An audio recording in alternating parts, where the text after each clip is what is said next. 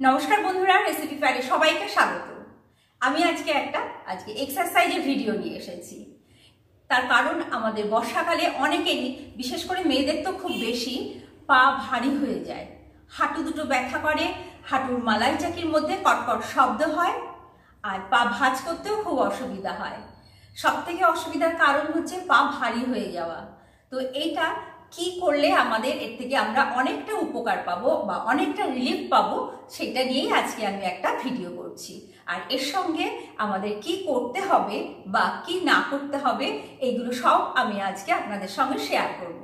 ভিডিওটা দেখুন, আশা করি অবশ্যই উপকার পাবেন।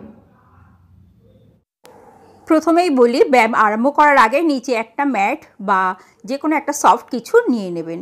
আর এইরকম আগে আমরা পাটা মেলে নেব, যাতে আমাদের যে লিগামেন্টগুলো আছে সেগুলো শক্ত হয়ে থাকে। এই সমস্ত ব্যথার ক্ষেত্রে আগে সম্পূর্ণ পাটা এইভাবে ক্লকওয়াইজ, অ্যান্টি ক্লকওয়াইজ, সামনে পেছনে ঘুরিয়ে আগে আমরা সেটাকে ঢিলা করে নেব, কেননা ধরেই কোনো শক্ত ব্যায়াম করা চলবে না।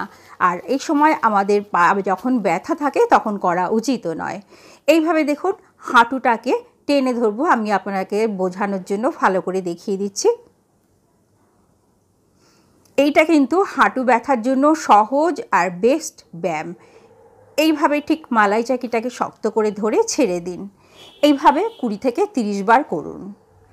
আর এটা যে কোনো সময়, যে কোনো অবস্থাতেই কিন্তু এটা করা যায়। এটা দিনে বেশ কয়েকবারই করুন, কোনো অসুবিধা নেই। এরপরে ঠিক এইটা আমরা যেটাকে বলি বজ্রাসনে বসা। এইভাবে বসে থাকতে হবে। আর যারা ওইভাবে বসে থাকতে না পারে, একটু বয়স হয়ে গেলে বা ভারী চেহারা, ওইভাবে বসা যায় না, তখন এইভাবে বসে নেবেন। এইভাবে এবার সোজা হয়ে খুব ধীরে শ্বাস প্রশ্বাস নিয়ে বসে থাকুন। বসে আপনি এখানে 15 থেকে 20 কাউন্ট করুন। বেশ কয়েকবার ঘুরিয়ে ফিরে এইভাবে করুন। এইবার শুয়ে পড়ুন। দেখুন, ঠিক এইভাবে সাইক্লিংটা করুন। এর আগে আমরা যেহেতু এইগুলো করে নিয়েছি, আমাদের পা অনেকটা ঢিলা হয়ে গেছে। প্রথম অবস্থায় আপনি 10 বার, 15 বার এইভাবে দেখবেন করতে করতে আপনার ওটা 100, 150 হয়ে গেছে। আপনার তখন কোনো অসুবিধা হবে না।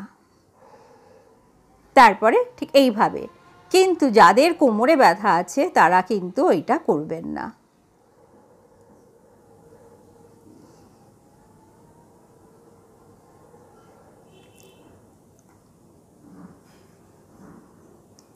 যে পারবেন করবেন যতটা সম্ভব, কিন্তু মনে রাখতে হবে এইগুলো কিন্তু, এই কয়েকটা, এই যে আমি যে দুটো দেখাচ্ছি, এইগুলো কিন্তু কোমরে ব্যথা থাকলে তাদের জন্য নয়।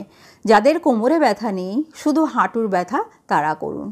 যেইটুকু উঁচু পারেন সেইটুকুই করুন। তবে এই ব্যায়াম করা আপনার কিন্তু কোনো অসুবিধা বা কষ্টের কিছু নেই। আপনাকে দাঁড়িয়েও কোনো ব্যায়াম করতে হবে না। আপনার হাঁটু ব্যথার জন্য আমি এই যে সামান্য কয়েকটি ব্যায়াম বললাম, এইগুলো করুন।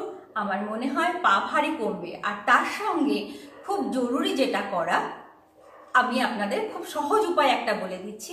এই যে আমাদের রান্নাঘরে যে চাটু আছে, আমরা কিন্তু হট ব্যাগ নেব না, কিংবা যে ইলেকট্রিক যে সেক দেওয়ার যে ব্যাগ থাকে ইলেকট্রিক হিটের, সেটাও কিন্তু করব না। খুব সহজ এবং ভালো উপায় যেটা, সেটা আপনাদের সঙ্গে আমি শেয়ার করছি। আমরা সবাই জানি হট ব্যাগের কথা, কিন্তু এটা দেখুন, আমাদের রান্নাঘরে প্রত্যেকের কিন্তু থাকে এই জিনিসটা, রুটি করার চাটু। এইটা আমরা গ্যাস সিম করে এইটা বসিয়ে দেবো। আর তার সঙ্গে আমি দুটো খুব সফট কাপড় নেব। পারলে ছেঁড়া গামছা নিন বা ওই রকম কোনো সফট কাপড় নিন, এরকম দুটো কাপড়, যাতে চাটুটার বাইরে না যায়, এরকম সাইজ করে ভাঁজ করে নিন। দুটো নেবেন। আর এটাকে গ্যাসে বসিয়ে রাখুন। ঠিক 2 মিনিটের মধ্যে, যতক্ষণ গরম থাকে ততক্ষণই আমাদের যথেষ্ট।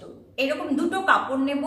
আর তার কাছাকাছি বসে এইটা দিয়ে আমি হাঁটুর এইখানটায় আর তলার দিকটায়, ঠিক এইখানটায় দেখবেন যাদের হাঁটু ব্যথা হয় কিংবা পা ভারী হয়ে যায়, ঠিক এইখানটায় ফুলে যায়।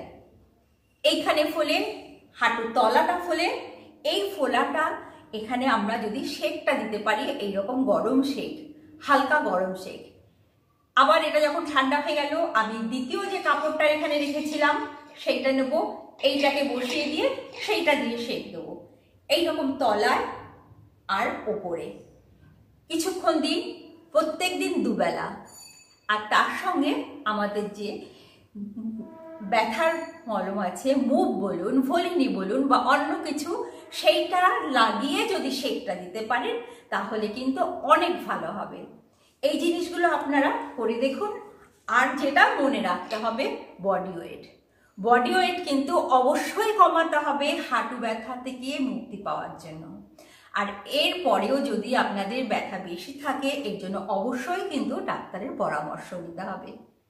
তবে আশা করি প্রথম অবস্থাতেই ব্যথা বেশি আরম্ভ হওয়ার আগে আপনারা যখনই টের পাচ্ছেন যে ব্যথা হচ্ছে, তখনই এই ব্যায়ামগুলো করুন। আর এই যে আমি যে ব্যায়ামগুলোর কথা বললাম, হাঁটুর ব্যায়াম বা সাইক্লিংটা, এগুলো কিন্তু প্রত্যেক দিন করুন, ব্যথা থাকুক আর না থাকুক। তাহলে কখনো ব্যথাটা হবে না। ব্যথা হওয়ার পরে আমরা না সারিয়ে যাতে ব্যথা না হয়, আমরা সেই চেষ্টাই করব। তাহলে বন্ধুরা, দেখা হবে পরবর্তী ভিডিওতে। আশা করি সবাই ভালো থাকবেন, সুস্থ থাকবেন। নমস্কার।